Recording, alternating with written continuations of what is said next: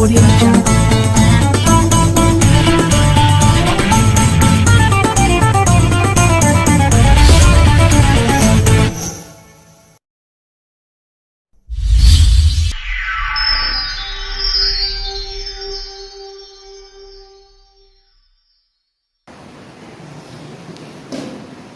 Assalamualaikum warahmatullahi wabarakatuh. Alhamdulillahirabbil alamin.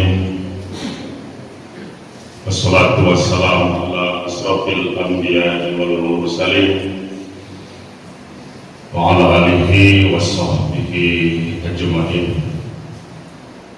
Amma ba'du. Bapak dan Ibu kaum muslimin jemaah salat subuh yang dirahmati Allah. Ibarat berjalan, jalan kita sebenarnya tidak sampai lagi separuh. Tapi biasanya kalau sudah melewati separuh perjalanan, rata-rata jemaah sudah mulai banyak yang keletihan. Bahkan sebagian akan mulai berpaling ke lain hati. Pandangannya sudah melihat mal, sudah melihat dapur, penciumannya pun sudah makin kuat, bau-bau kue lagi. Karena itu biasanya di masjid, di musola, di tempat ibadah di Kota Padang, jemaahnya sudah akan lebih maju ke depan. Safnya akan mulai banyak yang kosong. Alhamdulillah pagi hari ini di Darussalam jumlah yang hadir masih sebanyak yang datang. Ini yang kita syukuri, itu jumlah yang tiba masih sebanyak yang sampai. Kadang-kadang saya mikir belum habis Ramadan nampak besar masjid kita sudah terlalu berlebihan itu. Bapak Ibu yang dirahmati Allah,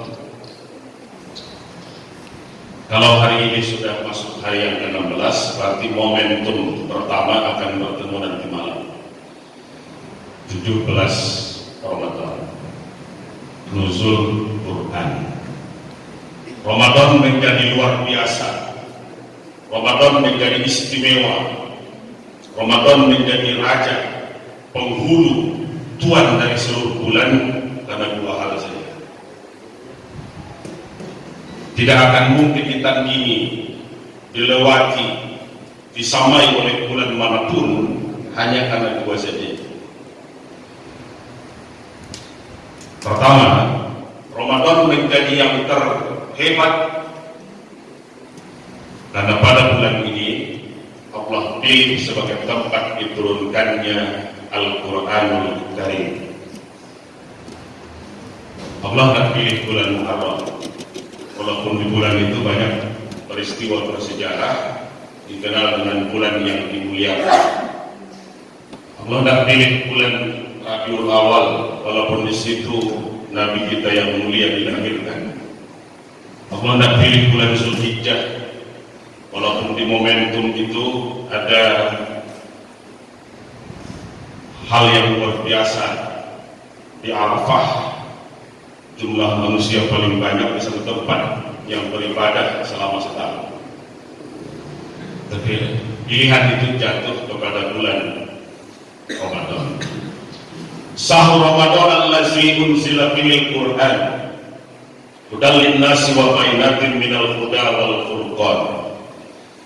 Bulan Ramadan adalah bulan tempat di dalamnya diturunkan Al-Quran yang merupakan petunjuk dan jalan menuju petunjuk bagi orang-orang yang bertakwa.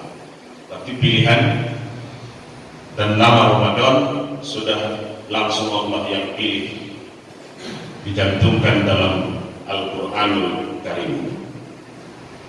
Anak-anak pesantren, ayat dan surat apa yang saya baca tadi, kalau bisa 50.000 juta. Sahur Ramadan allazi unzila fihil Qur'an Hudal linnasi wa bainatin minal huda wal furqan. 50.000. Jangan ditolong sama orang tuanya. Nol. Al-Baqarah 185. Abu Jahal berulang kali pun dibacakan kepadanya Al-Quran 14 tahun yang lalu, bahkan terdengar langsung dari lisan Rasul. Dia mata-matai, dia intip ketika Rasul membacakan wahyu di rumah Arqam bin Abi Arqam, tapi Abu Jahal tidak dapat petunjuk. Padahal dari bibir Rasulullah dia dengarkan ayat itu. Abu Lahab disebutkan namanya dalam Al-Quran, tahu dia akan celaka, tahu dia akan dapat azab. Berulang kali pun dibacakan, dia tidak dapat hidayah, dia tidak insaf. Dapat siada Abi Lahab wa dia tahu ya, tapi hidayah rupanya tidak juga diperoleh. Abu Thalib di rumahnya Rasul tinggal, dia yang membela Rasul, dia yang jadi bemparnya agar Rasul tidak tersentuh dan disakiti oleh kaum kafir Quraisy. Dia tahu, dia dengar, dia lihat,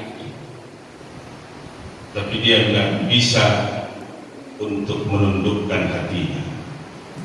Makanya Quran seperti surah Al-Baqarah itu, hudal lil muttaqin, petunjuk hanya kepada orang yang bertakwa, tidak hudal lil kafirin, tidak hudal lil munafikin, tidak hudal lil musyrikin, tapi hudal lil muttaqin. Abdullah bin Ubay tiap hari bersama Rasul, hadir di masjid, hadir di mana Rasul beraktivitas sampai akhir hayatnya. Lain di mulut, lain di hati, lain yang disebut, lain yang dibuat. Abdullah bin Ubay bahkan sering mendengar surat Al-Munafiqun, tapi tidak membuatnya insaf. Nah, beruntunglah kita kalau kita termasuk bagian dari orang yang mendapat petunjuk, kalaupun tidak kita lihat Rasul langsung membacakan wahyu. Kita tidak tahu ketika Rasul menerima wahyu bagaimana proses turunnya. Paling tidak kita termasuk yang mengimani apa yang telah Allah turunkan itu. Karena itu momentumnya, muhasabah kita sebenarnya sampai hari ini sudah berapa juz Al-Quran yang sudah kita baca, sudah berapa ayat dan surat yang kita hafal. Jangan-jangan anak-anak kita lebih banyak menghafal dan ingat ayat ketimbang kita. Saya lihat di pesantren yang lain hafalannya sudah surat Al-Kahfi sama surat Al-Fatah. Anak-anak di rumah sudah main judul. Lalu itu apa nih orang? Nah, itulah hafal aja. Al-Fatah dan Al-Kahfi. Nah, kalau orang tuanya masih ingat doa kalau nggak usah, belum apa ibu ini yang kita hitung-hitung sebesar apa cinta kita kepada kalam Allah itu. Al-jannatu mustaqatun ala arba'ati nafar. Surga itu rindu, menunggu, menanti, mengharapkan hadir dan datang 4 di antara golongan umatku, kata Rasul. Ditunggu kedatangannya, dinanti hadirnya, diharap dia tiba. Orang yang masih di Bukit Pasar, di Pasir Putih, di Kota Padang, tapi kedatangannya sudah dinantikan. Orangnya sudah diharapkan hadir. Surga sudah menunggunya. Siapa pertama kategori orang tersebut? Talil Quran. Orang yang gemar yang hobi, yang suka, yang mau membaca Al-Quran Karim. Karena Bapak Ibu salah karena membaca tidak jadi masalah. Tak dapat azab gitu. Salah karena membaca Quran jauh lebih baik daripada tidak pernah salah karena tidak pernah membaca. Ini tidak pernah salah seketika. Ini tidak pernah keliru karena tidak pernah membaca. Baguslah yang salah, baguslah yang pernah keliru. Makanya Bapak Ibu, salah pun imam membaca ayat, sholat kata batal. Tidak pernah sholat diulang gara-gara salah imam membaca ayat. Kalau ingat kembali, ulang. Kalau enggak, diluruskan kita sama jamaahnya. Kita akan mendapatkan banyak keberkahan kalau Al-Quran itu jangan dijadikan jadi hiasan dinding, jangan hanya sekedar pelengkap lemari, pengisi rak, penghias rumah. Quran baru akan menjadi rahmatun wasifahun lil mu'minin kalau yang kita baca itu mau kita pahami dan mampu kita amalkan. Wa nunazzilu minal Qur'an ma huwa shifa'un wa rahmatun lil mu'minin. Kami turunkan Quran ini untuk menjadi obat penyembuh, rahmat, wa shifa'un, rahmat dikasih, penyembuh dikasih kepada orang-orang yang beriman. Nak pesantren surat apa ya Pak? 50.000 menjadi obat penyembuh bagi orang-orang yang beriman. Makanya kalau kita gundah, kita gelisah, kita banyak susah, jangan cari obat dulu ke apotek. Jangan-jangan obatnya itu kita abaikan di rumah kita. Banyak pengobatan di rumah sakit yang tidak bisa tuntas.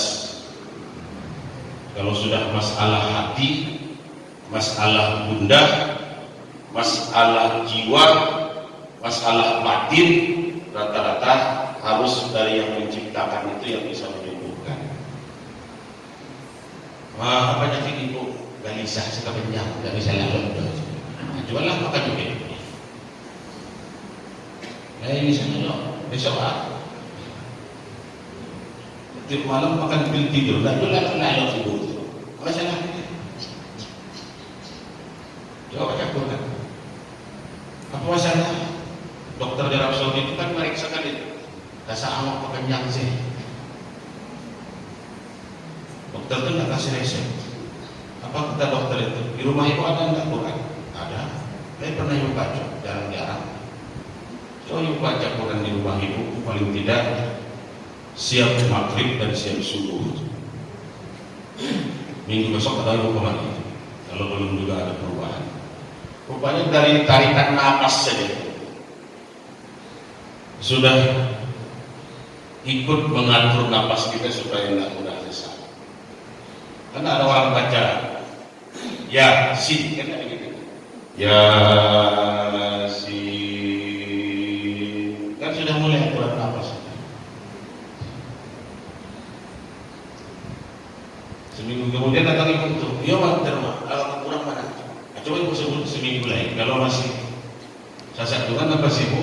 Kami kasih obat. Kalau enggak, tambah bacaan ibu hafalan. Kalau ngaji itu ya, sampai tidak ditahu betul ya. Rahmatun wasifahun lil mu'minin. Kami jadikan Quran untuk menjadi obat penyembuh, rahmat bagi orang-orang yang beriman. Kalau kita merasa kita bagian orang beriman, berarti obat itu kan ada di rumah kita. Saya sering ungkapkan begini, kenapa kalau kita masuk ke masjid, man ja'ala al-Qur'ana amamahu qatahu ila al-jannah wa man ja'ala al-Qur'ana khalfahu saqahu ila an-nar. Siapapun di antara kamu yang menjadikan Quran sebagai imamnya, tuntunannya, pedomannya, petunjuk hidupnya, Quran di depannya itulah Ia akan membimbing dan menuntunnya ke dalam surga. Jadi petunjuk jalan, tapi jadikan tuntunan, jadikan pedoman, jadikan penunjuk arah. Ia akan jadi penunjuk arah. Pilihan satu. Pilihan dua. Wa man ja'ala al-Qur'ana khalqahu saqahu ila an-nar. Siapapun di antara kamu yang menjadikan Quran sebagai makmum, dia balakangi, dia tak peduli, dia tak mau tahu, tak dia baca, tak dia mengerti, tak dia amalkan, dia cuek saja. Quran di belakangmu itulah dia akan menerjangmu ke dalam jilatan api neraka. Jadi bisa jadi petunjuk jalan, tapi bisa jadi tukang loncean, bisa tukang tendang atau apa? Tidak kata yang elok. Kita perlu paling tidak, biarlah kita masih hidup di dunia, tapi paling tidak kita sudah termasuk orang yang dirindukan oleh surga di akhirat segala. Orang yang masih di Kota Padang, di Padang Sibuan, di Padang Panjang, di Padang Barat, Padang Utara, Padang Selatan, Padang Sibusu, tapi namanya sudah tercantum untuk memasuki surga. Kalau dirindukan itu tidak tahu-tahu itu. Bapak kan pernah merasa itu. Bagaimana rasa itu? Mana cara menafsirkan rindu? Makan tak enak, tidur tak lama. Makan tak lama, tidur tak nyenyak.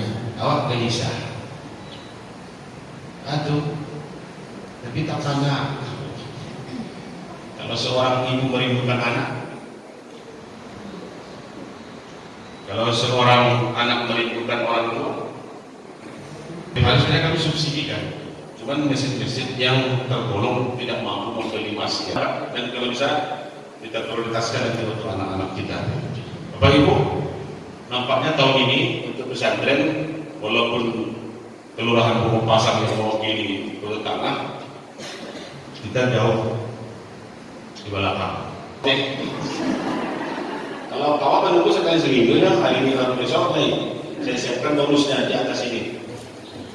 Bapak Ibu, mudah-mudahan kita diberikan banyak keberkahan, tapi yang diminta sebenarnya adalah agar kita mau mencintai, mau memahami, dan mau mengamalkan Al-Quran Karim. Banyak maaf. Assalamualaikum warahmatullahi wabarakatuh.